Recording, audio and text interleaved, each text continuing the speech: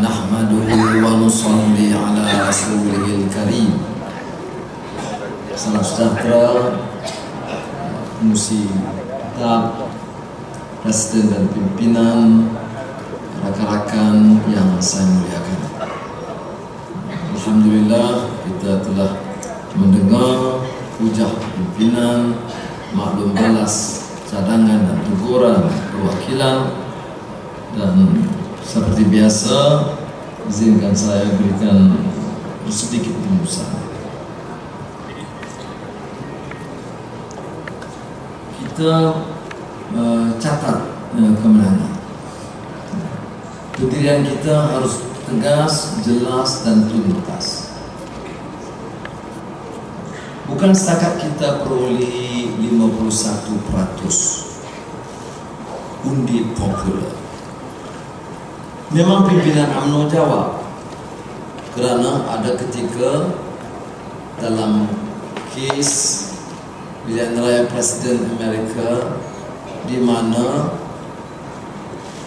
Bush menang presiden tapi tewas sedikit undi popular. Tapi tidak ada dalam sejarah dunia, dalam sistem demokrasi, di mana perbedaan undi itu begitu besar, di antara 51 dengan 47, bukan 51 dengan 49 kurang 8. Ini pertama. Keduanya, andaiannya adalah pilihan raya itu bebas, bersih, dan telus. Ini tidak berlaku. Hanya Wan Ahmad dan 2-3 orang pimpinan UMNO, termasuk ketua pemuda UMNO yang baru semangat jadi menteri pertahankan, tidak ada bukti sama sekali. Ini anak mudanya ada juga yang mata tak terang. Satu Malaysia tahu, karena orang semua terlibat dalam pengulian dan penggunaan dakwat kekal. Dakwat kekal itu peruntukannya diluluskan dalam undang-undang.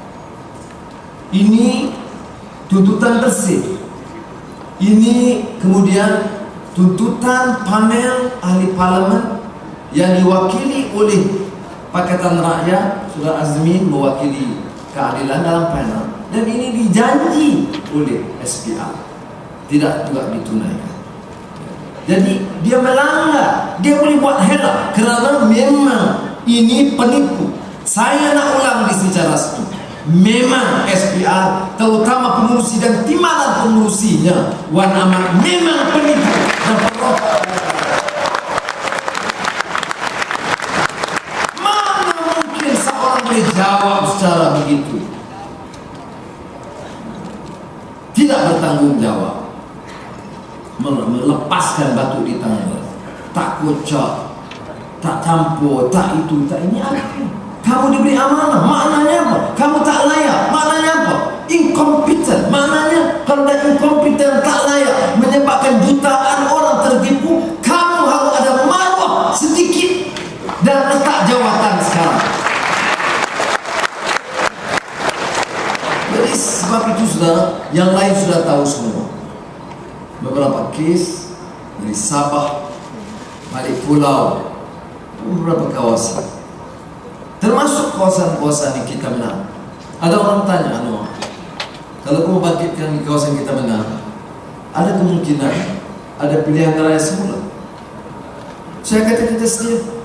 Kalau dia ada bukti ada penipuan di mana-mana oleh sesiapa di Permatang Pau, saya sedia bertanding semula di Permatang Pau. Kalau parti setuju, saya jadi calon. Di Ampang atau Padang Serai, mana-mana juga. Tetapi sekarang ini kalau ditanya, mengapa angkat Sumpah di Selangor, mengapa di Pulau Pinang dan Kelantan, saya nak tanya, apa laporan terhadap Selangor? Kalau ada laporan terhadap Selangor, yang kena itu UMNO dan SPR, bukan keadilan. Kita tak ada pengaruh ke atas SPR. Sekarang kita tumpu, dan saya ucapkan yang bila kita amanahkan Rafizi, dia jalankan tanggungjawab. Kita tumpu untuk mendapat maklumat terperinci, bukan saja bersih, dan program-program kita yang diselaraskan oleh Sebara Saya Surendra Latifah Koya dan lain, tetapi juga oleh beberapa pimpinan peguam kanan dalam negara yang cara pro bono setuju untuk ajukan ke mahkamah. Tetapi seperti mana disebut salah seorang peguam kanan, jangan harap nak menang dengan mudah kes-kes itu. Bagi kita bukan soal menang, soal menemukan hujah kerana di mata rakyat. Bukan sekadar mereka tahu, tetapi mereka harus yakin dengan hujah berdasarkan fakta ini. Sebab itu saya nak ulang apa yang telah ditekan oleh katakan, tiap ahli perwakilan yang ada, tiap pemerhati yang ada, tak usah pakai arahan kepada orang lain. Saudara, mulai esok atau selewat-lewatnya hari Isnin, kerana saudara mengundi, saudara guna perkenalkan dakwah kekal, saudara basuh keluar hari itu juga atau selewat-lewatnya esok, ini melanggar peraturan dan undang-undang.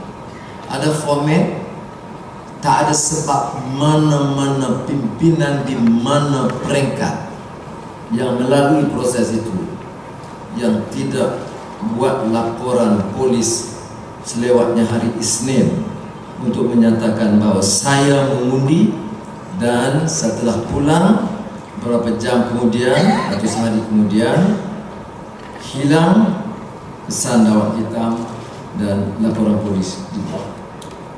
Dan saya ingin ulang, kalau saudara itu penegak keadilan, aktivis, tidak ada sebab mengapa laporan tidak dibuat.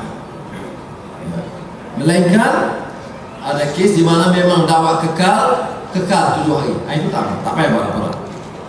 Kalau saudara kebetulan memang tak mandi, tak basuh tangan, memang ada 1-2 ahli macam tu, maka tak payah buat laporan. Tapi kalau yang basuh dan mandi, yang bersihkan, arahan jelas kerana peguam menasihatkan kita. Ini bukan soal kehendak pimpinan, ini maklumat yang sampai kepada rakyat. Rakyat harus putuskan. Sekarang ini kita dapat, dan Saudara Saifuddin baru beritahu, email yang sampai ke pejabat, ratusan menanyakan format aduan polis dan juga lapor di mahkamah. Lapor kepada Rakyat Berdekatan, lapor kepada cabang, lapor kepada parti-parti komponen, dan yang lebih penting juga ialah email langsung ke ibu pejabat atau kepada pengarah strategi supaya kita dapat kumpulkan. Peguam mencadangkan salah satu usul tentang dakwah kekal ini, mereka akan bawa dengan ratusan ribu laporan polis itu dan letakkan di mahkamah supaya hakim melihat bahawa ini bukan soal agenda 1-2. Kalau 100,000 katakan dakwah kekal ini tidak kekal, ada kecacatan besar dalam proses pilihan raya. Karena ini perlawanan besar, sudah bertahun lawan,